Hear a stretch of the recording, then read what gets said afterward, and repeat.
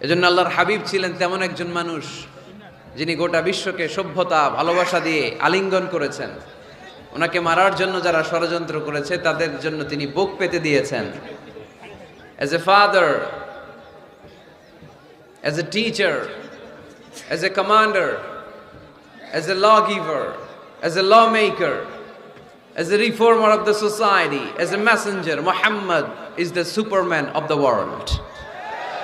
স্বামী হিসেবে, বাবা হিসেবে, মানুষ হিসেবে, নেতা হিসেবে, নবী হিসেবে তিনি গোটা বিশ্বের জন্য একজন সুপারম্যান।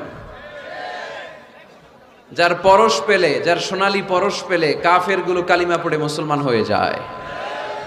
যার নুরানি চেহারা দেখলে নাস্তিকগুলো মুহূর্তেই আস্তিক হয়ে যায়। যার কণ্ঠের সুমধুর ঝংকারের তেলাওয়াত শুনলে মানুষগুলো পাগল পাড়া হয়ে যায়। এজন্য মডেল হলে তিনি।